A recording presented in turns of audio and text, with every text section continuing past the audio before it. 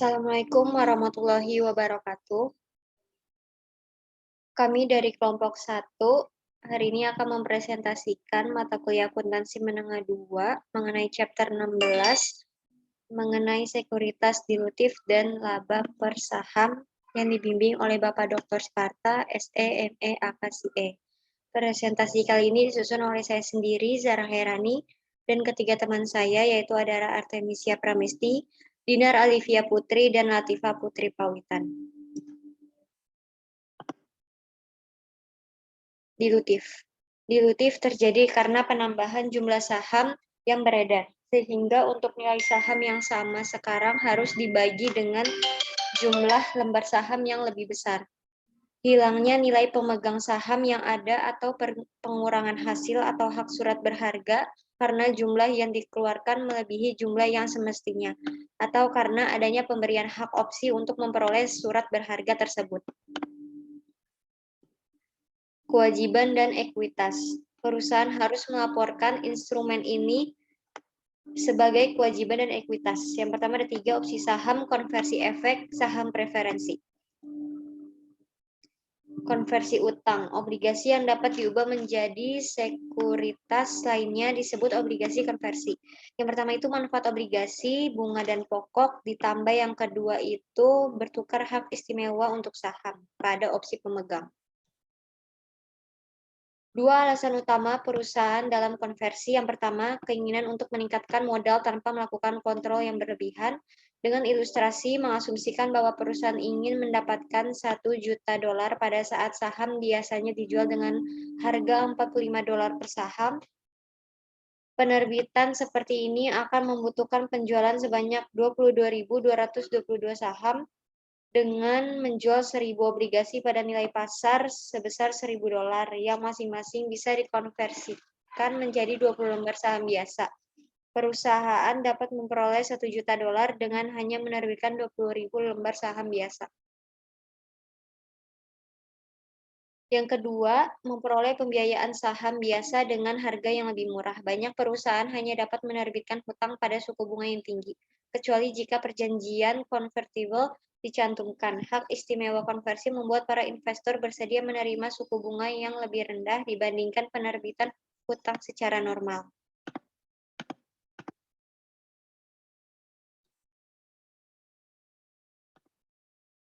Lalu ada konversi utang, accounting for convertible debt. Utang konversi dicatat sebagai instrumen majemuk. Perusahaan menggunakan metode dengan dan tanpa.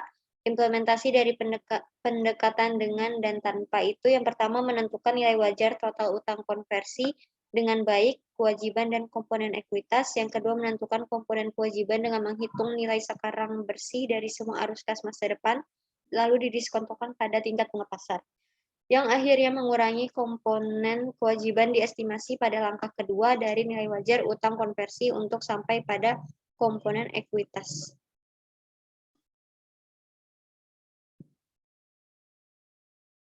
Pada saat penerbitan, ilustrasinya itu Roche Group menerbitkan 2.000 obligasi konversi pada awal 2011.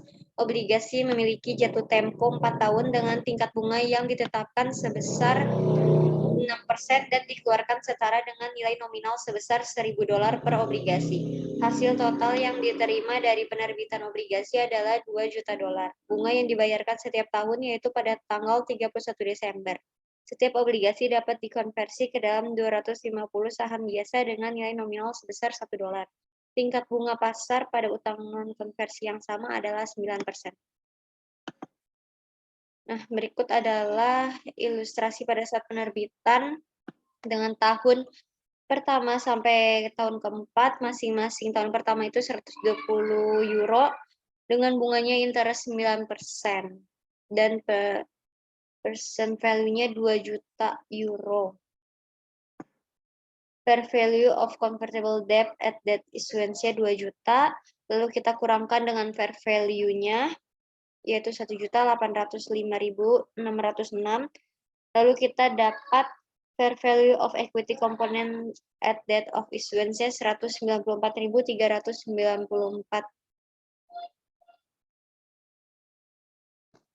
Lalu at time of issuance-nya, yang pertama kita hitung percent value of principal-nya 2 juta euro kali 0,70 dari tabel yang tadi tersedia di sini.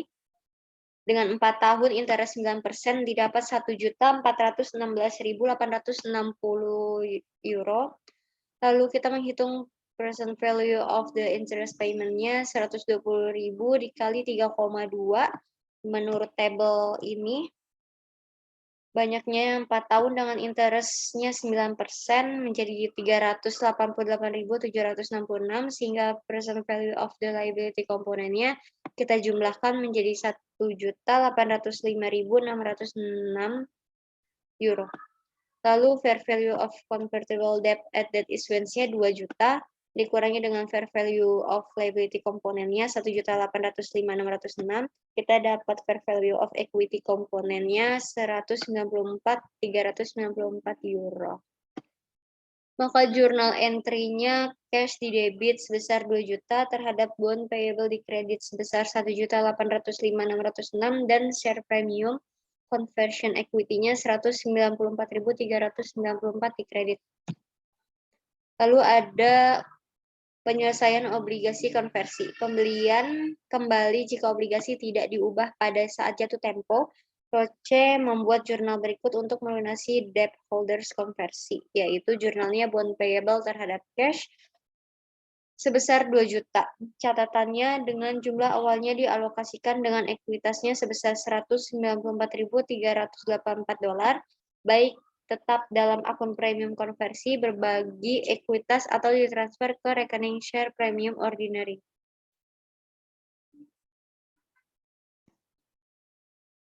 Penyelesaian obligasi konversi. Konversi obligasi, jika obligasi dikonversi pada saat jatuh tempo, Roche membuat jurnal berikut. Jurnalnya menjadi share premium conversion equity di debit sebesar 194.394 dan bond payable sebesar 2 juta di kredit terhadap share capital ordinary sebesar 500.000 di kredit dan share premium ordinary sebesar 1.694.394 di kredit. Dengan catatan bahwa jumlah awalnya dialokasikan untuk ekuitas sebesar 194.384 ditransfer ke rekening share premium ordinary. Penyelesaian obligasi konversi. Konversi obligasi sebelum jatuh tempo ini dengan menggunakan effective interest method dengan 6% bond diskonnya 9%. Pada tanggal 1 Januari 2011, carrying amount-nya itu 1.805.606. Lalu pada tanggal 12 Desember 2011-nya itu cash paid-nya 120.000. Dari tanggal 12 Desember 2019 sampai 12 Desember 2014 cash paid-nya 120.000. Lalu interest expense-nya itu tanggal 12 Desember 2019 sebesar 162.505. Pada tanggal 12 Desember 2012 interest expense-nya 166.330. Pada tanggal 12 Desember 2013 interest expense-nya 170.500. Pada tanggal 12 Desember 2014 interest expense-nya 175.059. Lalu diskon amortisasinya pada tanggal 12 Desember 2011 itu 42.505. Pada tanggal 12 Desember 2012 diskon amortisasinya 46.330. Untuk diskon amortisasi tahun selanjutnya itu 50.500 dan diskon amortisasi untuk tahun selanjutnya itu 55.059 di tahun 2014. Sehingga carrying amount of loans-nya pada tanggal 12 Desember 2011 itu 1.848.111. Pada tanggal 12 Desember 2012 itu 1.894.441. Lalu carrying amount of bonds pada tahun setelahnya itu 1.944.941. Lalu 12 Desember pada tahun berikutnya menjadi 2 juta. Penyelesaian obligasi konversi, konversi obligasi sebelum jatuh tempo, dengan asumsi bahwa Roche mengkonversi obligasi menjadi saham biasa pada tanggal 31 Desember 2012, maka jurnalnya menjadi share premium conversion equity sebesar 194.394 di debit, bond payable sebesar 1.894.441 di debit, terhadap share capital ordinary sebesar 500.000 di kredit, dan share premium ordinary sebesar 1.588.835 di kredit, dengan catatan jumlah awalnya dialokasikan untuk ekuitasnya itu 194.384 ditransfer ke share premium ordinary. Penyelesaian obligasi konversi. Pembelian kembali sebelum jatuh tempo. Roche menentukan nilai wajar dari komponen kewajiban dari obligasi konversi pada tanggal 31 Desember 2012 dan kemudian mengurangi nilai wajar obligasi konversi termasuk komponen ekuitas. Kemudian, yang pertama, perbedaan antara pertimbangan yang dialokasikan ke komponen kewajiban dan nilai tercatat kewajiban tersebut diakui sebagai keuntungan atau kerugian. Dan yang kedua, jumlah pertimbangan yang berkaitan dengan komponen ekuitas diakui sebagai pengurang ekuitas. Penyelesaian obligasi konversi ini, kalau misalnya pembelian kembali sebelum jatuh tempo, kita mengasumsikan yang pertama, nilai wajar dari utang konversi termasuk kewajiban dan komponen ekuitas berdasarkan harga pasar pada tanggal 31 Desember 2012 adalah $1.965.000. Lalu yang kedua, nilai wajar dari komponen kewajiban $1.904.900. Jumlah ini didasarkan pada perhitungan nilai sekarang dari ikatan non-konversi dengan jangka 2 tahun yang sesuai dengan waktu hingga jatuh tempo obligasi dibeli kembali. Untuk penyelesaian obligasi konversi, pertama, menentukan untung atau rugi pembeli kembali utang, kita menghitungnya itu pertama, present value of liability komponen pada tanggal 31 Desember 2012 itu kita pakai yang atas berarti 1.904.900, lalu kita kurangkan dengan carrying value of liability komponen pada tanggal 31 Desember 2012 sesuai dengan ilustrasi yang sebelumnya, yaitu 1.894.441, sehingga kita loss on repurchase. Loss on repurchase-nya menjadi 10.459. Berikutnya, menentukan setiap penyesuaian ekuitas. Cara mencarinya yang pertama itu fair value of convertible debt pada tanggal 31 Desember 2012 itu 1.965.000 bersama dengan komponen equity, lalu kita kurangkan dengan fair value of liability komponen pada tanggal 31 Desember 2012, yaitu sama 2 tahun non-convertible debt-nya 1.904.900. Sehingga kita dapat fair value of equity komponen pada tanggal 31 Desember 2012 tanpa debt komponennya, yaitu 60.100. Lalu selanjutnya kita mencari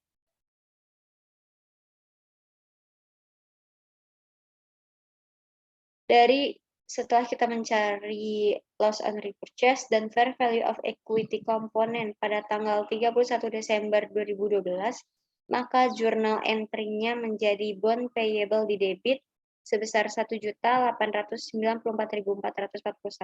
share premium conversion equity-nya 60.100, loss on repurchase-nya 10.459 terhadap cash di kredit sebesar 1.965.000. Next. Selanjutnya akan dijelaskan oleh Adara Artemisia. Selanjutnya ada konversi utang, include conversion, konversi yang dirangsang. Terkadang penerbitan ingin merangsang lebih cepat konversi hutang konvertibelnya menjadi sekuritas ekuitas. Sebagai akibatnya, penerbitan dapat menawarkan beberapa bentuk pertimbangan tambahan seperti kasa atau saham biasa untuk merangsang konversi. Hal tersebut harus dilaporkan sebagai beban periode berjalan dalam jumlah yang sama dengan nilai wajar sekuritas tambahan atau pertimbangan lain yang dapat diberikan. Next.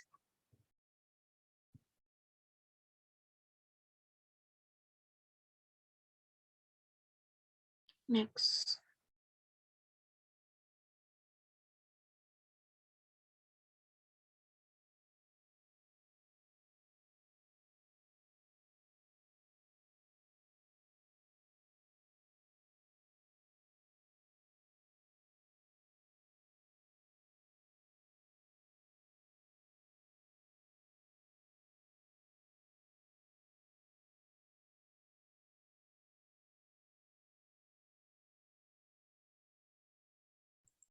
Ilustrasi Hellowit Inc. telah menerbitkan surat hutang konvertibel dengan nilai par 1 juta yang dapat dikonversi menjadi 100.000 saham biasa, satu nilai nominal. Ketika dikeluarkan, Hellowit mencatat share premium konversi ekuitas sebesar 15.000. Hellowit keinginan untuk mengurangi biaya bunga tahunan. Untuk melakukannya, Hellowit setuju untuk membayar pemegang obligasi konversi yang tambahan 80.000. Jika mereka akan mengkonversi dengan asumsi konversi terjadi, Hellowit membuat jurnal berikut. Next.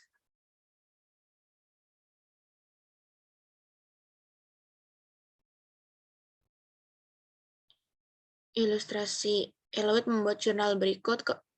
Konversi expense 65.000 di debit, share premium conversion equity 15.000 di debit, bonds payable 1 juta di debit, terhadap share capital ordinary 100.000 di kredit, share premium ordinary-nya 900.000 di kredit, cash-nya 80.000 di kredit.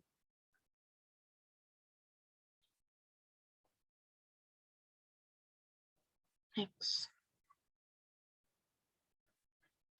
Selanjutnya ada konversi saham preference. Konversi saham preference termasuk opsi bagi pemegang saham untuk mengkonversi preferensi ke dalam sejumlah saham biasa. Tetap, yang pertama itu konversi saham preferen yang dilaporkan sebagai bagian dari ekuitas. Yang kedua itu ketika saham preferensi yang dikonversi atau dibeli kembali, tidak ada keuntungan atau kerugian diakui. Next.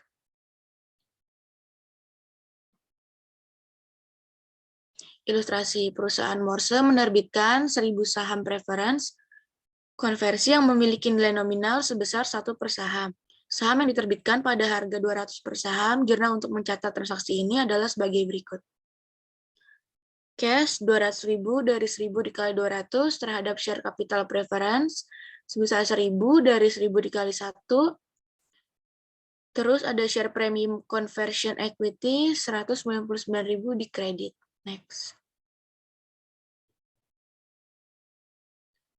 Ilustrasi jika kita berasumsi bahwa masing-masing saham selanjutnya dikonversi menjadi 25 saham biasa atau 2 nilai nominal yang memiliki nilai wajar 410.000, jurnal entry untuk mencatat konversi adalah sebagai berikut. Jurnal itu share capital preference 1.000, share premium conversion equity 199.000 terhadap share capital ordinary 1.000 dikali 25 dikali 2 itu 50.000 sama share premium ordinary 150.000 di kredit. Next.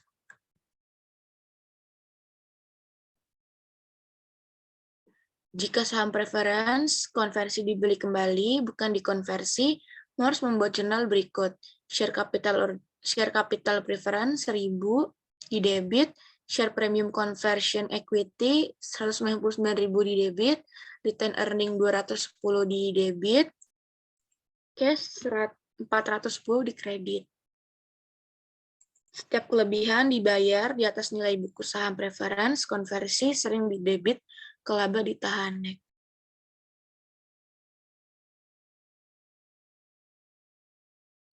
Saham waran. Waran adalah sertifikat hak kepada pemegangnya untuk membeli saham pada harga tertentu dalam jangka waktu yang dinyatakan.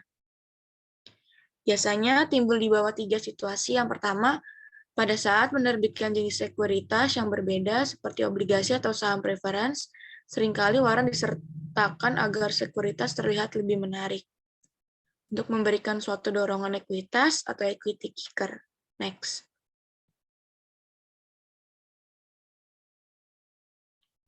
Yang kedua, pada penerbitan tambahan.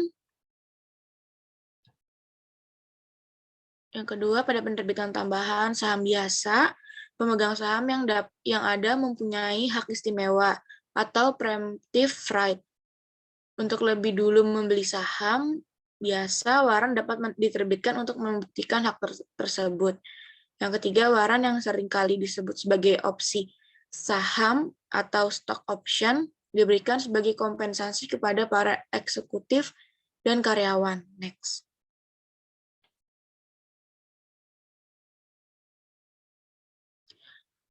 Selanjutnya tuh ada saham waran yang diterbitkan dengan efek lain. Waran yang diterbitkan dengan sekuritas lainnya pada dasarnya merupakan opsi jangka panjang untuk membeli saham biasa pada harga tetap. Yang pertama, secara umum masa waran adalah 5 tahun, terkadang 10 tahun. 2, perusahaan harus menggunakan metode dengan dan tanpa untuk mengalokasikan dana antar dua komponen. Next.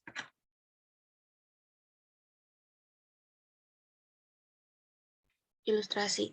Pada suatu waktu, AT, NT, atau AS menerbitkan obligasi dengan waran yang dapat dipisah atau detachable. Berjangka 5 tahun untuk membeli satu lembar saham, biasa nilai parnya sebesar 5, seharga 25. Pada saat itu, selembar saham dijual kira-kira 50.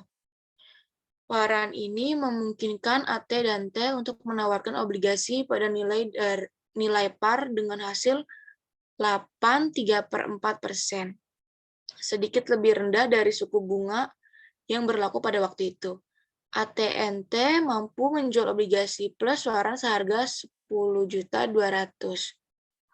Untuk hasil dari penjualan ini, AT&T menggunakan metode dengan dan tanpa. Menggunakan pendekatan ini, AT&T menentukan nilai sekarang dari arus kas masa depan yang berhubungan dengan obligasi yaitu sebesar 9.707.852.000. Next. Ilustrasi menggunakan pendekatan ini, AT&T menentukan nilai sekarang dari arus kas masa depan berhubungan dengan obligasi sebesar 9.707.852.000. Fair value of bonds with warrants 10.200.000 less fair value of liability component at date of issuance 9.707.852.000. Equity component at date of issuance 492.148. Jurnalnya itu cash terhadap bonds payable sebesar 9.707.852.000 dan cash terhadap share premium share warrants 492.148.000. Next. Dengan asumsi investor melaksanakan semua 10.000 waran, satu waran per satu lembar saham biasa, AT&T membuat jurnal berikut. Cash 250.000 dari 10.000 dikali 25. Share premium, share waran 492.148 terhadap share capital ordinary 50.000 dan share premium ordinary 692.148.000. Next.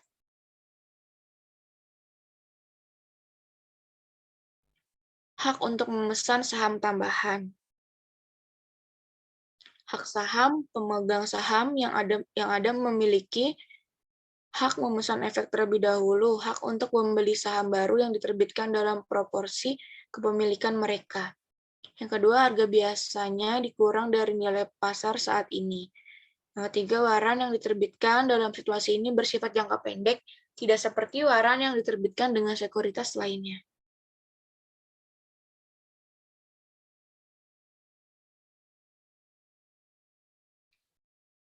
Rencana kompensasi berbagai opsi memberikan karyawan opsi untuk membeli saham biasa pada harga tertentu selama periode waktu.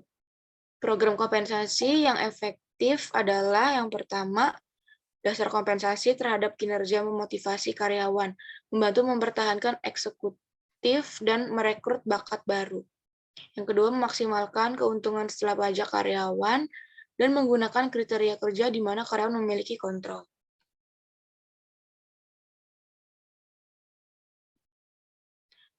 Selanjutnya ada pelaporan surat berharga. IASB, pedoman mengharuskan perusahaan untuk mengakui biaya kompensasi menggunakan metode fair value. Berdasarkan metode fair value, perusahaan menggunakan opsi harga diterima model untuk nilai opsi pada tanggal pemberian.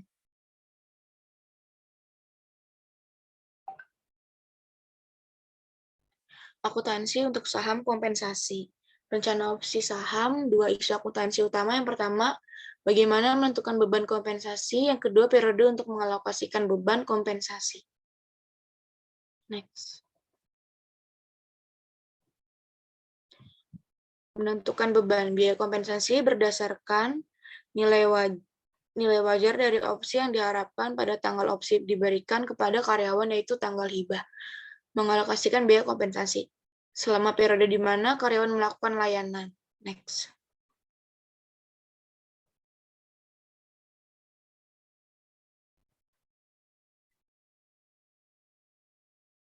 Ilustrasi pada tanggal 1 November 2010, pemegang saham Chain Company menyetujui program yang menghibahkan opsi kepada 5 eksekutif perusahaan untuk membeli 2.000 lembar saham biasa perusahaan. Dengan nilai par 100, perusahaan memberikan opsi pada tanggal 1 Januari 2011. Para eksekutif opsi pada tanggal 1 Januari 2011, para eksekutif dapat melaksanakan opsi setiap saat dalam 10 tahun mendatang. Harga opsi per saham adalah 6.000 dan harga pasar saham pada tanggal pemberian 7.000 per saham. Berdasarkan metode nilai wajar, total beban kompensasi dihitung dengan menerapkan model penetapan harga opsi nilai wajar yang dapat diterima.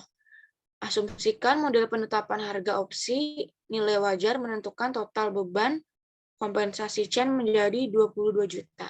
Next.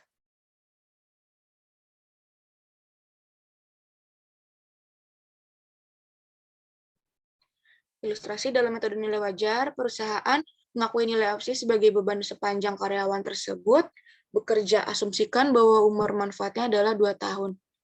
Dimulai dari tanggal pemberian, Chain akan mencatat transaksi yang berhubungan dengan kontrak ini sebagai berikut.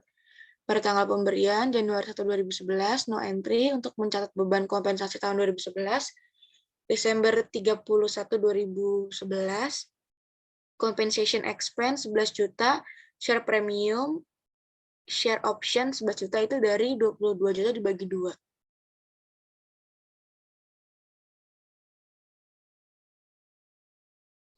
Next.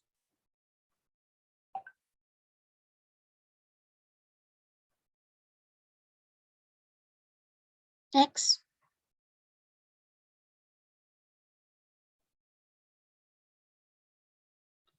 Exercise, jika 20% atau 2.000 dari 10.000 opsi digunakan untuk eksekutif Chain pada tanggal 1 Juni 2014, 3 tahun 5 bulan setelah tanggal pemberian, perusahaan mencatat dinner berikut. Juni 1 tanggal 2014, cash 2.000 dikali 6.000 jadi 12 juta. Share premium, share option 4.400.000 di debit terhadap share capital ordinary 2.000 dikali 100 sama dengan 200.000. Share premium ordinary-nya 16.200.000. Next.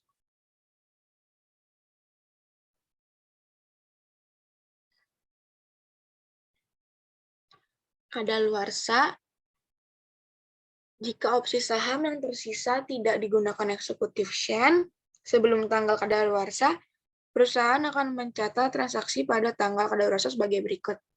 Januari tanggal 1 2021, share premium share option 17.600.000 terhadap share premium expire share option 17.600.000. Next.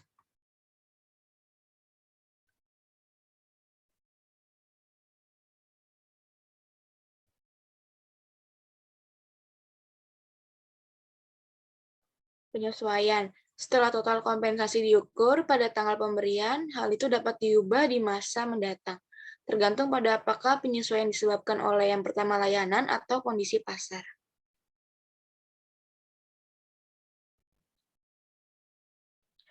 Selanjutnya ada saham terbatas, pengalihan saham terhadap karyawan sesuai dengan kesepakatan bahwa saham tidak dapat dijual, dialihkan, atau berjanji sampai vesting terjadi. Keuntungan itu yang pertama, tidak pernah menjadi tidak berharga. Yang kedua, umumnya menghasilkan bagi pemegang saham yang ada. Yang ketiga, sejalan dengan insentif karyawan perusahaan. Next. Selanjutnya akan dijelaskan oleh Latifah.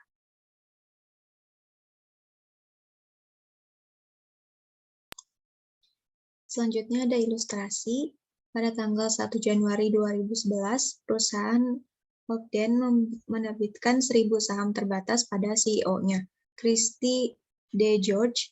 Ogden saham memiliki nilai wajar sebesar $20 per saham pada tanggal 1 Januari 2011. Informasi tambahan adalah sebagai berikut. Yang pertama, periode layanan terkait dengan saham terbatas adalah 5 tahun. Yang kedua, vesting terjadi jika D. George tetap dengan perusahaan untuk jangka waktu 5 tahun. Dan yang ketiga, nilai nominal saham adalah $1 per saham. Ogden membuat jurnal berikut ini pada tanggal pemberian, yaitu tanggal 1 Januari 2011. Next.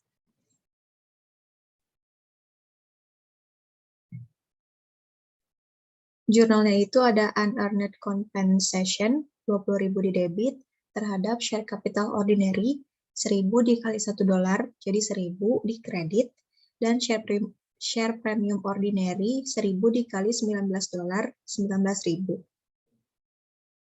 Next. Selanjutnya, jurnal pada tanggal 31 Desember 2011. Ogden mencatat sebagai beban kompensasi.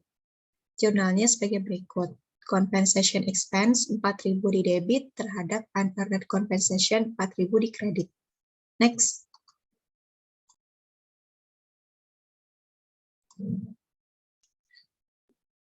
Nah, diasumsikan bahwa D. George meninggalkan perusahaan pada tanggal 3 Februari 2013. Sebelum beban apapun telah dicatat selama 2013. Ayat jurnal untuk mencatat penyitaan ini adalah sebagai berikut. Share capital ordinary 1.000 di debit, share premium ordinary 19.000 di debit, terhadap compensation expense 4.000 dikali 2, jadi 8.000 di kredit, dan unearned compensation 12.000 di kredit. Next. Selanjutnya, Unemployee Stock Purchase Plans atau ESPP. Umumnya mengizinkan semua karyawan untuk membeli saham dengan harga yang didiskontokan selama periode waktu yang pendek. Dianggap kompensasi dan harus dicatat sebagai beban selama periode layanan. Next. Ilustrasinya sebagai berikut. Perusahaan dilarang menawarkan kesempatan sebagian atau semua kepada 1.000 karyawan untuk berpartisipasi dalam rencana pembelian saham karyawan. Berdasarkan ketentuan dari rencana, para karyawan berhak untuk membeli 100 saham biasa dengan nilai nominal $1 per saham dengan diskon 20%. Harga beli harus dibayar segera setelah penerimaan tawaran tersebut. Secara total, 800 karyawan menerima tawaran dan pembelian masing-masing karyawan rata-rata 80 saham. Artinya, pembelian karyawan total 64.000 saham. Rata-rata tertimbang harga pasar saham pada tanggal pembelian adalah $30 per saham, dan harga pembelian rata-rata tertimbang adalah $24 per saham. Ayat jurnal untuk mencatat transaksi ini adalah sebagai berikut.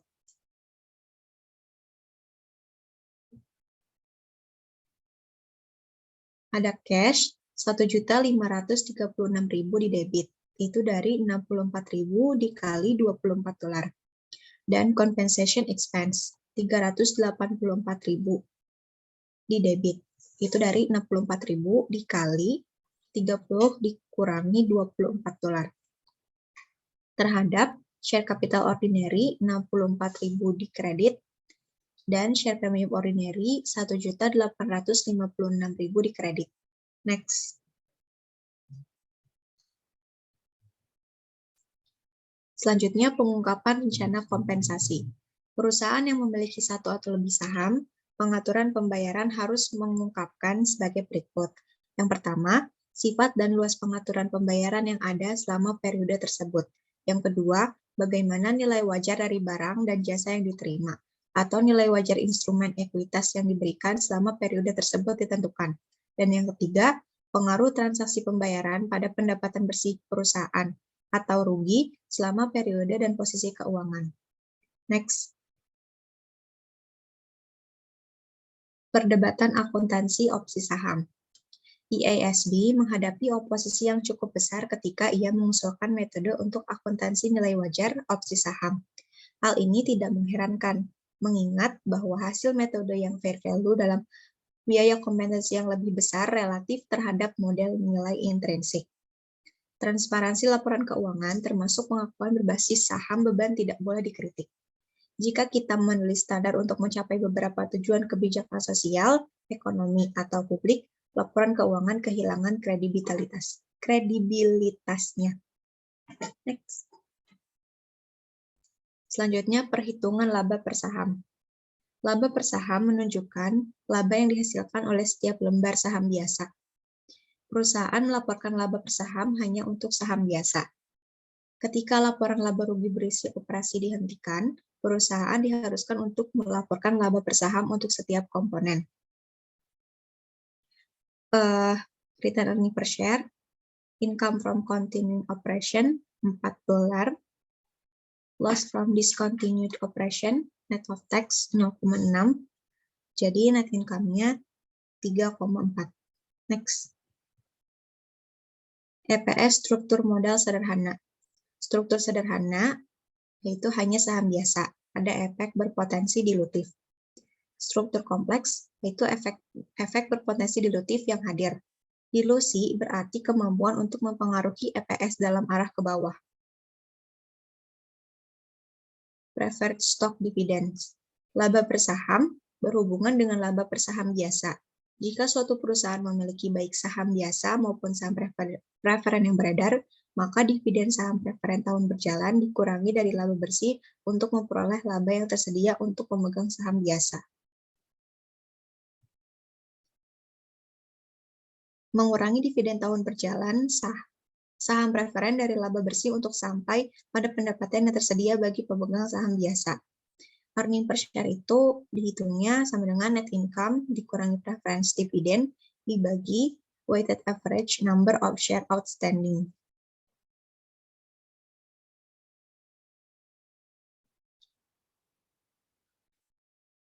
Jika dividen saham preferen telah diumumkan dan terjadi rugi bersih, maka dividen saham preferen itu akan ditambahkan ke rugi untuk menghitung kerugian per saham.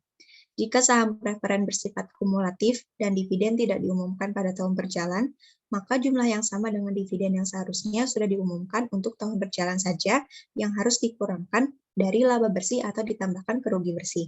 Dividen tertunggak untuk tahun sebelumnya harus dicantumkan dalam perhitungan tahun sebelumnya. Next. Rata-rata tertimbang jumlah saham. Dalam semua perhitungan laba per saham, jumlah rata-rata tertimbang saham yang beredar selama periode bersangkutan merupakan dasar untuk melaporkan jumlah per saham. Saham yang diterbitkan atau yang dibeli selama periode tersebut akan mempengaruhi jumlah saham yang beredar dan harus ditimbang menurut bagian dari periode beredarnya. Dasar pemikiran dari metode ini adalah mencari jumlah ekuivalen dari keseluruhan saham yang beredar selama tahun berjalan. Next. Di sini ada perhitungan. Ada tanggal, share changes, dan share outstanding. Yang pertama tanggal 1 Januari. Beginning balance-nya itu 90.000. Pada 1 April diterbitkan 30.000 saham secara cash. Itu 30.000.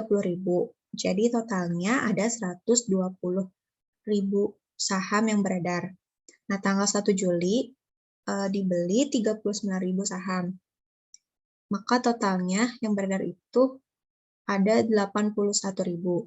Tanggal 1 November diterbitkan lagi sebanyak 60.000 saham secara kas. Maka tanggal 31 Desember ending balance-nya itu ada 141.000 saham yang beredar.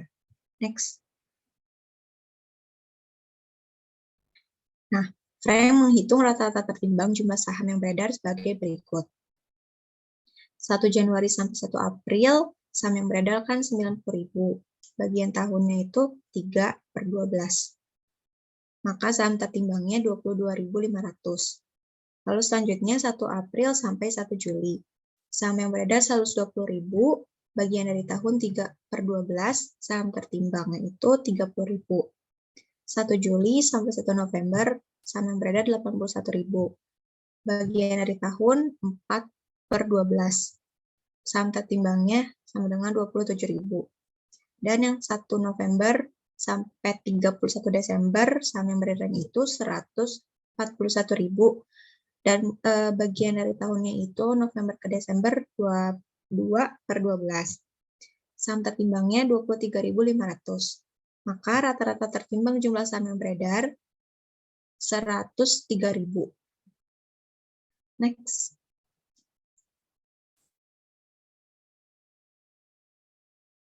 Rata-rata tertimbang jumlah saham. Apabila terjadi dividen saham atau dividen stok atau pemecahan saham atau stock split, maka perhitungan rata-rata tertimbang jumlah saham membutuhkan penetapan kembali saham yang beredar sebelum dividen saham atau pemecahan saham terjadi. Mengapa? Karena pemecahan saham atau dividen saham tidak mengubah total investasi pemegang saham. Hal tersebut hanya meningkatkan jumlah saham biasa yang mewakili investasi tersebut. Next. Di sini ada ilustrasi. Perusahaan Sabrina memiliki perubahan berikut dalam saham biasa selama tahun ini. 1 Januari, jumlah awalnya itu 100.000 saham yang beredar. 1 Maret, diterbitkan 20.000 lembar. Jadi ada 120.000. 1 Juni, ada tambahan 60.000 dan dividennya itu 50%.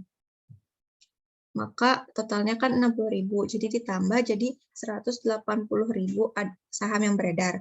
Tanggal 1 November diterbitkan lagi 30.000 lembar, maka total pada 31 Desember ada 210.000 lembar saham yang beredar. Saham yang beredar sebelum dividen dibagikan harus ditetapkan kembali. Saham yang beredar dari tanggal 1 Januari sampai 1 Juni harus disesuaikan dengan dividen saham. Sehingga saham-saham tersebut ditetapkan atas dasar yang sama, seperti saham yang diterbitkan kemudian untuk dividen saham. Next.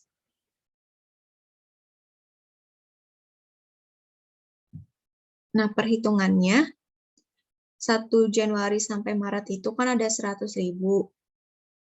Restatement 1,5. Tahunnya 2/12, maka rata-rata tertimbangnya itu 25.000. 1 Maret sampai 1 Juni, 120 lembar saham, restatement 1,5, tahunnya 3/12, rata-rata tertimbangnya 45.000. 1 Juni sampai 1 November, 180 lembar, tahunnya 5/12, rata-rata tertimbang 75.000. 1 November sampai 31 Desember 210 lembar, tahunnya 2/12, rata-ratanya 35.000. Maka rata-rata tertimbang dari saham yang beredar adalah 180.000. Next. Struktur modal kompleks ada ketika bisnis telah konversi efek atau opsi, waran, atau hak lain. Perusahaan melaporkan laba baik dasar dan dilusian per saham. Next.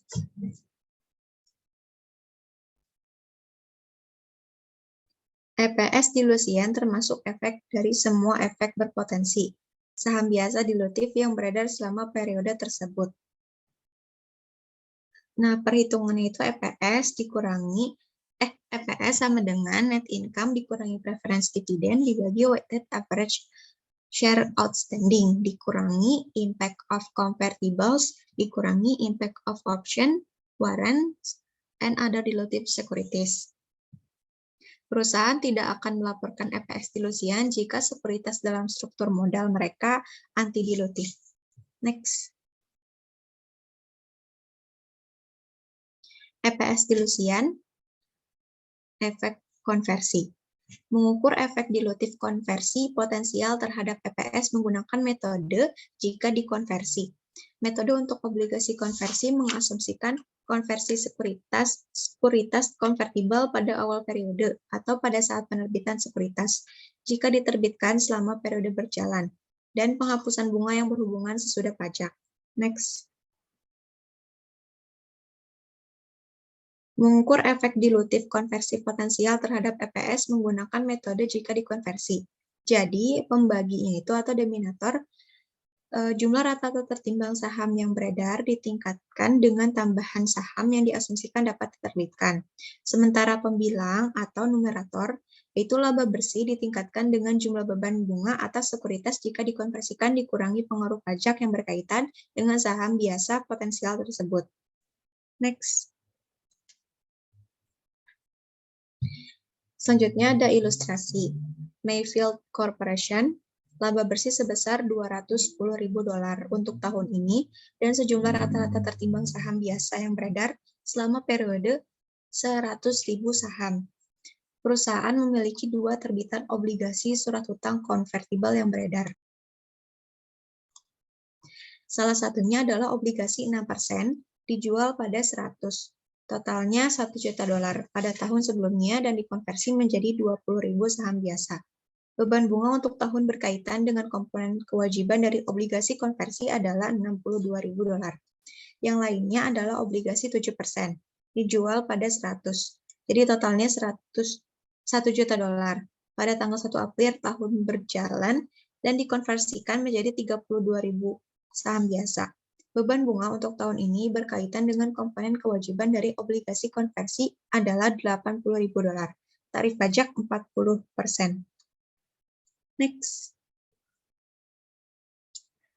Nah, untuk perhitungan basic EPS, yaitu laba bersih $210.000 dibagi rata-rata tertimbang saham, yaitu 100.000.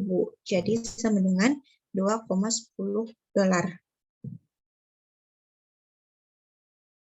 Next. Selanjutnya ada ilustrasi lagi. Untuk menentukan pembilang laba per saham yang didilusi, Mayfield menambahkan kembali bunga atas sekuritas jika dikonversikan dikurangi pengaruh pajak yang berhubungan. Karena metode jika dikonversi mengasumsikan konversi dilakukan awal tahun, maka tidak ada bunga atau obligasi konvertibel yang akan dibayar selama tahun berjalan. Bunga atas obligasi konvertibel 6% adalah $62.000 untuk tahun berjalan. Peningkatan pajak adalah $24.800 dari $62.000 dikali 0,4. Dan bunga ditambahkan kembali sesudah pajak adalah $37.200. Itu dari 62.000 dikurangi 24.800. Atau secara sederhana 62.000 dikali 1 dikurangi 0,4. Next. Karena obligasi konvertibel 7% diterbitkan berikutnya pada awal tahun saham tersebut, maka saham dihitung dengan rata-rata tertimbang, dianggap setelah beredar dari 1 April sampai akhir tahun. Sehingga penyesuaian bunga untuk pembilang hanya akan mencerminkan bunga selama 9 bulan. Jadi bunga yang ditambahkan kembali ke obligasi konvertibel 7% akan menjadi 36.000. Dari 80.000 dikali 9/12 tahun, dikali 1,01 dikurangi 0,4. Next. Ketika menghitung diluted EPS, dimulai dengan basis EPS. Basic EPS itu $210.000. Ditambah debentures-nya 6%. Jadi 62.000 dikali 1 dikurangi 0,4. Ditambah debentures yang 7%. 80.000 dikali 1 dikurangi 0,4 dikali 9/12.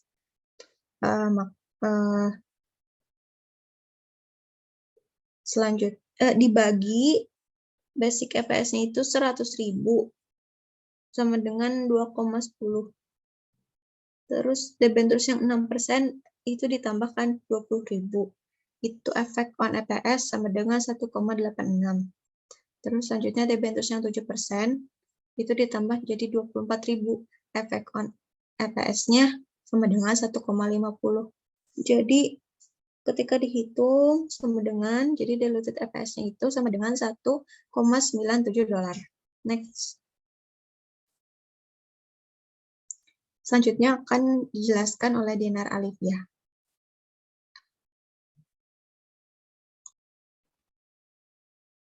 Selanjutnya EPS struktur model kompleks.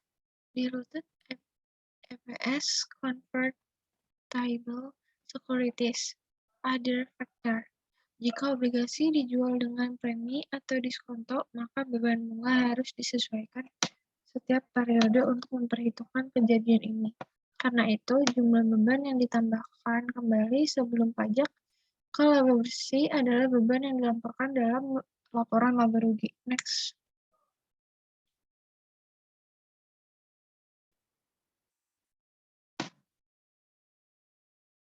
P1626 EPS dengan saham preferen pada tanggal 1 Januari 2010, perusahaan Lindsay menerbitkan 1 juta dolar saham preferen yang dapat dikonversi dengan 6%. Setiap 100 dolar saham preferen dikonversi menjadi 5 saham biasa Lindsay.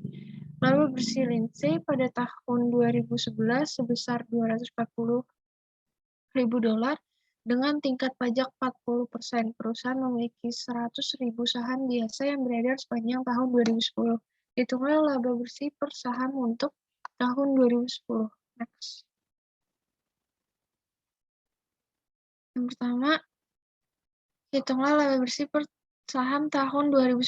Basic EPS-nya itu laba bersih 240.000 dolar dikurang dividen 60.000 dolar dibagi sama rata-rata tertimbang sahamnya itu 100.000. Jadinya 1,80 dolar. Didapat 60.000 itu didapat dari 1 juta dikali 6%. Next. Selanjutnya itu dilucut EPS-nya itu 240.000 dolar dikurang 60.000 dolar ditambah 60.000 dolar dibagi 100.000 ditambah 50.000. 100.000 itu tadi pokoknya basic EPS itu ditambah sama efek on. Jadinya efek on-nya itu kan 1,20. Jadi 240.000 dolar dibagi 150.000 dapat jadi 1,60 dolar.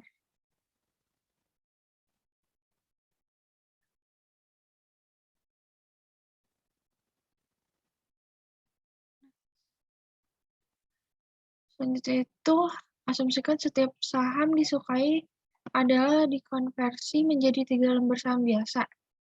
Jadi basic EPS itu 1,80 yang hitungan tadi ditambah 60.000 dibagi sama 30.000 itu anti dilutif itu efek on EPS itu jadi 2. Nah, totalnya itu 180.000 dolar dibagi 100.000 sama dengan 1,80 dolar. 30.000 itu didapat dari 10.000 dikali 3. Next. Diluted EPS option and warrants. Mengukur efek diluktif konversi potensial dengan menggunakan metode treasury saham. Metode ini mengasumsikan satu perusahaan mengungkapkan opsi atau warrant pada awal tahun, kedua bahwa mereka menggunakan dana untuk membeli saham biasa untuk pembendaharaan. Next.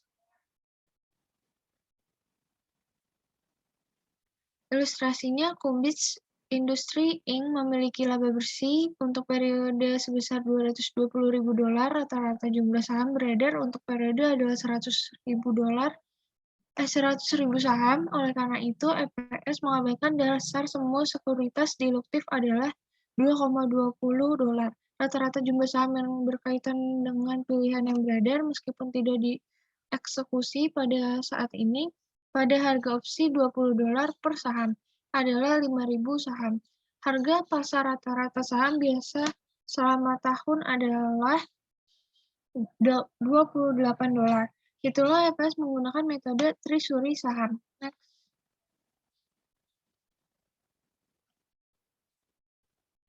Di sini average number of shares related to option outstanding itu diluted earnings per share itu 5.000.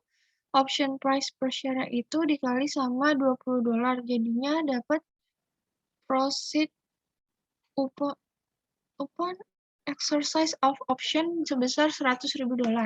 Terus average market price of ordinary share-nya itu $28. Jadi treasury terus ada lagi treasury share that could be repurchased with proceeds itu $100.000 dibagi sama $28 dapat 3.571. Selanjutnya itu excess of share under option over the treasury share that could be repurchased 5.000 dikurang 3.571. Potential ordinary incremental share itu ada di diluted earning per share-nya itu sebesar 1.429. Terus average number of ordinary share outstanding itu basic earnings per share 100.000. Terus di diluted earning per share juga 100.000. Terus total average number of ordinary share outstanding-nya itu outstanding and potential ordinary share-nya itu di basic earning per share itu 100.000, di diluted earning per share-nya itu 101.429. Net income of the year-nya itu di basic earning per share itu 220.000, di diluted earning per share itu 220.000. Terus earning per share-nya itu kalau basic earning per share itu 2,20, itu dari 220.000 dibagi sama 100.000, kalau di diluted earning per share itu 2,17 didapat dari 220 dibagi sama 101.429. Next. Masalah perjanjian kontingen saham diterbitkan sebagai hasil dari berlalunya waktu atau pencapaian suatu tingkat laba tertentu. Anti-dilution revisit itu abaikan efek anti-dilution di semua perhitungan laba per saham dilusian. Next. Penyajian EPS dan pengungkapan sebuah perusahaan harus menunjukkan laba perusahaan untuk pendapatan dari operasi yang dilanjutkan, dihentikan operasi, dan laba bersih. Laba per saham untuk operasi dihentikan harus disajikan di muka laporan laba rugi. Next. Ini ada summary of EPS computation ya. Next. Accounting for Share Appreciation Right, Stock Appreciation Right atau SARS. Perusahaan memberikan eksekutif hak untuk menerima kompensasi yang sama dengan apresiasi berbagi, apresiasi saham kelebihan dari saham pasar saham pada tanggal latihan lebih dari harga pradidirikan. Selanjutnya, perusahaan dapat membayar apresiasi saham secara tunai, saham, atau kombinasi keduanya. Next, selanjutnya, akuntansi untuk saham per harga hak-hak tergantung pada apakah perusahaan mengklasifikasi hak sebagai ekuitas atau sebagai kewajiban. Next. Selanjutnya, SAR Share Based Equity Award. Perusahaan mengklasifikasikan LEK sebagai penghargaan ekuitas jika pada tanggal latihan pemegang saham menerima dari perusahaan pada saat latihan. pemegang saham menerima jumlah yang sama dengan apresiasi harga saham, perbedaan antara harga pasar dan harga pradidirikan. Terakhir, pada tanggal hibah, perusahaan menentukan nilai wajar untuk SAR dan kemudian mengalokasikan jumlah ini untuk biaya kompensasi selama periode pelayanan karyawan. Next. SAR Share Based Liability Award. Perusahaan mengklasifikasi LAK sebagai penghargaan tanggung jawab jika pada tanggal latihan dudukan menerimakan pembayaran tunai akuntansi. Program itu mengukur nilai wajar penghargaan pada tanggal pemberian dan memperoleh kompensasi selama periode layanan. Yang kedua, remercial, nilai wajar setiap periode pelaporan sampai penghargaan tersebut diselesaikan, menyesuaikan biaya kompensasi setiap periode untuk perubahan nilai wajar pro rata untuk bagian periode layanan selesai. Yang terakhir, setelah periode layanan selesai, menentukan beban kompensasi setiap periode berikutnya dengan melaporkan perubahan penuh dalam harga pasar sebagai penyesuaian atas beban kompensasi. Next. Ilustrasinya itu, Hotel Inc. menetapkan rencana berbagai penghargaan hak pada 1 Januari 2011. Rencananya hak eksekutif untuk menerima uang tunai pada tanggal latihan untuk perbedaan antara harga pasar saham dan harga pradidirikan $10 pada 10.000 LAK. Nilai wajar dari LAK pada tanggal 31 Desember 2011 adalah $3 dan periode layanan berjalan selama 2 tahun, 2011 sampai 2012. Ilustrasi 16A1 menunjukkan jumlah beban kompensasi untuk dicatat setiap periode. Next. Share appreciation rate schedule of compensation expense itu di sini bisa dilihat. Habis itu untuk penjurnalnya itu Brazil Hotel, catatan biaya kompensasi di tahun pertama sebagai berikut: kompensasi expense di debit 15.000 pada kredit liability under share appreciation plan 15.000. Next. Pada 2012 ketika catatan beban kompensasi negatif, Brazil akan mendebit rekening untuk $20.000. Ayat jurnal untuk pencatatan beban kompensasi negatif adalah sebagai berikut. Di debit itu ada liability under share appreciation plan 20.000, di kredit ada compensation expense 20.000. Selanjutnya, pada tanggal 31 Desember 2013, para eksekutif menerima $50.000. Brazil akan menghilangkan kewajiban dengan entry berikut. Di debit liability under share appreciation plan 50.000 dan di kredit cash 50.000. Next. Berikut balance sheet for comprehensive illustration-nya itu. Selanjutnya, balance sheet for comprehensive illustration. Note. Selanjutnya, computation of earning per share simple capital structure. Next.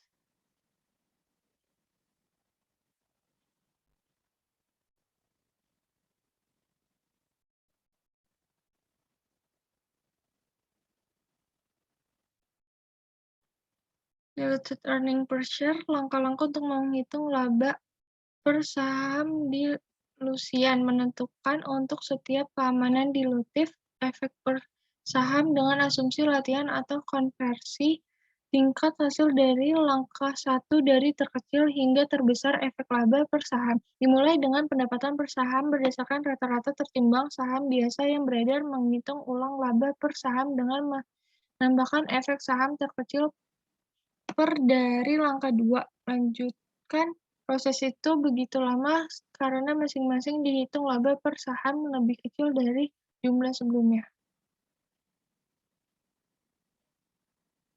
Sekian dari kelompok kami. Terima kasih.